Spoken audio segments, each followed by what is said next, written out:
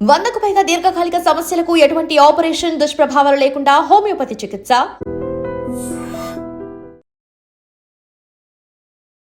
Social మీడియాలో craze కోసం, following కోసం, లైక్ల కోసం కొంతమంది ఎంత దిగజారిపోతున్నారంటే బ్రతుకున్న వాళ్ళని కూడా చంపేస్తున్నారు. అవును, ఇప్పుడు బాగా ప్రతి ఒక్కరికి ఒక ఫ్యాషన్ అయిపోయింది. ఏదైనా బ్రేకింగ్ న్యూస్ లాగా ఒక సెన్సేషనల్ న్యూస్ లాంటిది ఇస్తే అందరికన్నా ముందు మనకే ఫాలోయింగ్ పెరుగుతుంది, అందరూ దాన్నే ఫాలో అయిపోతారు, ఇక కామెంట్ల వర్షం కూడా కురిపిస్తారు అనే ఆలోచనతో కొన్ని పేజెస్ రన్ చేస్తున్న వాళ్ళు ఎక్స్క్లూజివ్గా ఫేక్ వార్తలతో ప్రచారాలు మొదలుపెట్టి అలా క్రేజీగా ఆలోచన చేస్తున్నారు. ఇది క్రేజీ పక్కన పెడితే ఎంత చెత్త ఆలోచన అంటే, ఒక్కొక్కసారి మనకి ఇష్టమైనటువంటి హీరోస్, హీరోయిన్స్, ఇంకా టాప్ రేటింగ్లో ఉన్నటువంటి సెలబ్రిటీస్ లాంటి వాళ్ళు ఇక లేరు అని ఒక షాకింగ్ వార్త చూస్తే నిజంగానే చాలామందికి గుండె ఆగిపోయినంత పని అవుతుంది. అదేంటి, ముందంతా ఎలాంటి అప్డేట్ లేని వ్యక్తులు ఆల్ ఆఫ్ సడన్గా ఒక్కసారిగా చనిపోవడం ఏంటి? దానికి తోడు ఈ పేజ్లో వాళ్ళకు సంబంధించి రిప్ వీడియో ఒకటి వైరల్ అవుతుంది ఏంటి అని ఆలోచించుకునే లోపే రిప్ అంటూ కామెంట్లు అలా వచ్చేస్తూ ఉంటాయి. సో ఇప్పుడు నిన్న కూడా ఒక వ్యక్తి తన పేజ్లో కాజల్ రిప్ అంటూ ఒక పోస్ట్ పెట్టాడు.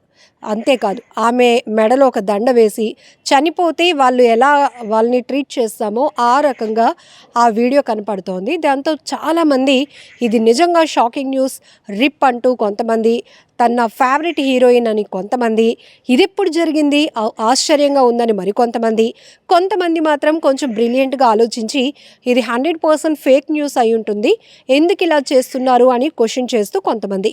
ఇలా ఏదేమైనా కొంతమంది అలర్ట్గా ఉన్నా మరికొంతమంది రియలే అనుకొని నమ్మేస్తూ ఉంటారు, బాధపడిపోతూ ఉంటారు. ఈ రకంగా చూస్తే కనుక మనకి తెలుగు ఇండస్ట్రీలో కొంతమంది సెలబ్రిటీస్ కూడా చనిపోయారు అంటూ ఫేక్ న్యూస్ ప్రచారం చేసిన వాళ్ళు కూడా ఏకంగా మేము చచ్చిపోలేదు, మేము బ్రతికే ఉన్నాము అని మళ్ళీ మీడియా ముందుకి, సోషల్ మీడియా ముందుకి వచ్చి చెప్పుకునే పరిస్థితి వచ్చిందంటే ఎంత దారుణం.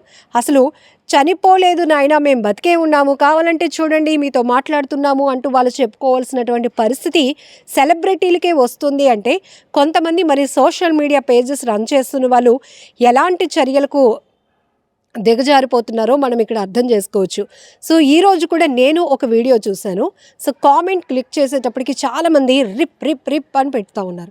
అసలు ఏంటి ఇంత సడన్గా కాజల్ గారు చనిపోవడం ఏంటి, అసలు ఆమె గురించి ఎలాంటి అప్డేట్ లేదు. ఒకటి, కొంతమంది హార్ట్ స్ట్రోక్ ఇట్లాంటివి కొన్ని చూస్తున్నాం కదా, కార్డియాక్ అరెస్ట్, అవి అయితే క్షణాల్లోనే ప్రాణాలు పోయే పరిస్థితి. దానికి సెలబ్రిటీలు లేరు, ఆర్డినరీ పీపుల్ లేరు, ఇంకెవరూ లేరు, ఎవ్వరూ దానికి అతీతులు కాదు.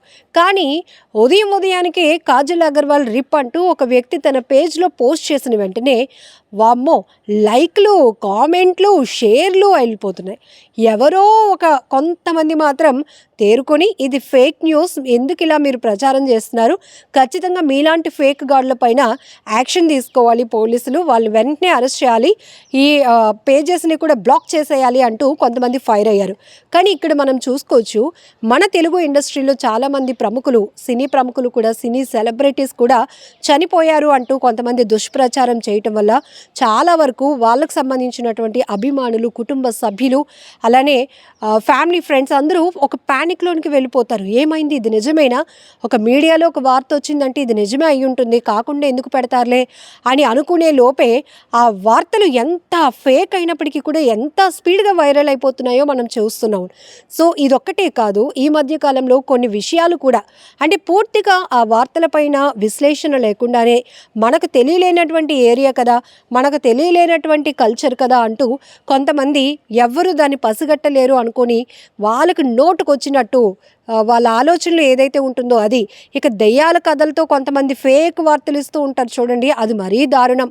ఒక హాస్పిటల్ తీసుకొని ఒక కథ అల్లుతూ జనాల్ని ఎంత భయభ్రాంతలకు గురి చేస్తున్నారంటే ఇక్కడ ఆవేదన చెందాల్సిన విషయం ఏంటంటే, ఈ వీడియో పెద్దవాళ్ళే కాదు, మీరు పోస్ట్ చేస్తున్నటువంటి కంటెంట్ అది గుడ్ ఆర్ బ్యాడ్ కావచ్చు, ట్రూ ఆర్ ఫేక్ కావచ్చు, చిన్న పిల్లలు కూడా చూస్తూ ఉంటారు.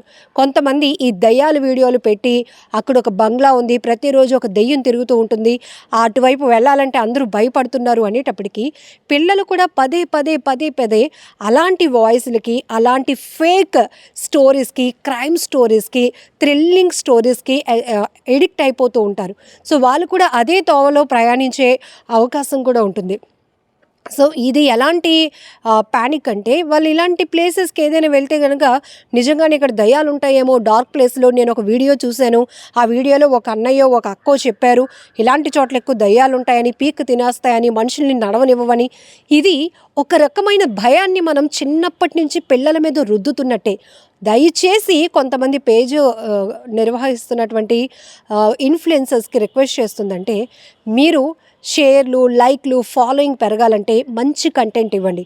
సొసైటీలో మనకి తెలియలేనటువంటి నాలెడ్జ్ వీడియోస్ చాలానే ఉన్నాయి, అవి షేర్ చేయండి.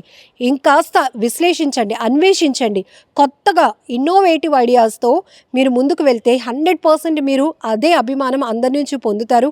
సో మీకు కూడా ఒక మంచి పొజిషన్కి వెళ్ళడానికి అవకాశం ఉంటుంది. కానీ పొద్దున్నే బతుకున్న సెలబ్రిటీస్కి కూడా దండలు వేసేసి, రిప్ ఫోటోలు పెట్టేసి, వీడియోలు చేసేసి, వైరల్ చేసేసి అందరినీ భయాందోళనకు, ఆవేదనకి గురి చేసే పరిస్థితులు మాత్రం తీసుకురాకండి.